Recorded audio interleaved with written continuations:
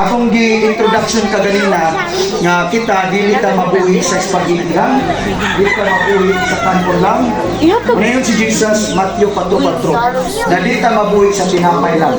Kay kining pagkaon nato para rani sa ato ang tiyan, mabusog man tuod ta, pero afterwards mangita ra gyud kung kagkumpon mo na natong CR ay wala kay lumon paglingaw. Kay kung bisayaon nato, so bisaya sa CR guys.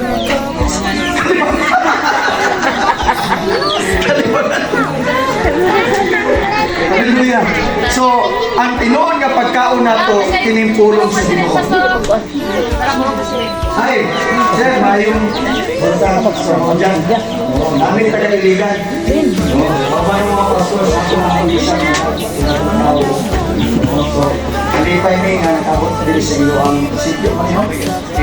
Salamat sa iyo. Ito na sa leadership ko ni Pastor Emilio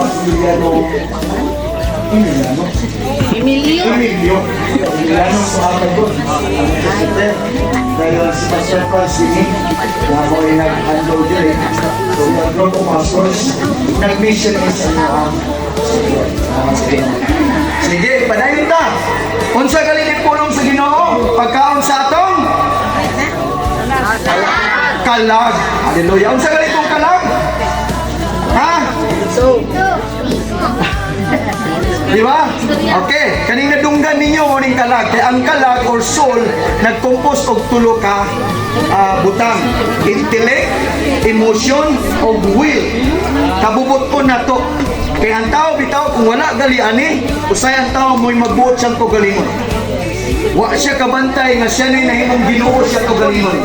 Mingon na rin siya, wa ko'y panahon ng simba, wa ko'y panahon ng hampo. Wa siya kabantay nahimong idolatry ang kagalingon. Kaya sa Bible, ang kalimutan dun sa Ginoo kanang idolatry. Wa kabantay ang tao, ang iyang ka-idolize na ang iyang kagalingon. Kung ano man, ang natuman kanunay siya naman. Di na galimampo, di na mabasag Bible. Muna nga ang tao, mahimo siyang garboso kung walay pulong sa Ginoo. Pero kung naay pulong sa Ginoo, kay pagkaon man sa tungkalag, ang imong intellect, ang tao mo humble na siya, kay bisang pag-doktor siya, bisang pag-abogado siya, kay nakasamot man siya sa pulong sa Ginoo, mo acknowledge yun na sa Ginoo. Amen. Amen. Mo kilala yun na sa Ginoo. Kaya naman, kabalo siya, gawa siya mahimo, gawas lamang sa Dios. Bisang pagdaghan siya na human. Or kaha ang iyang emotion, kani atong condition sa itong kasintasin. Kaya kung wala ni Ginoo, na di yun ni kabalong sa paghigugma nga tinundan.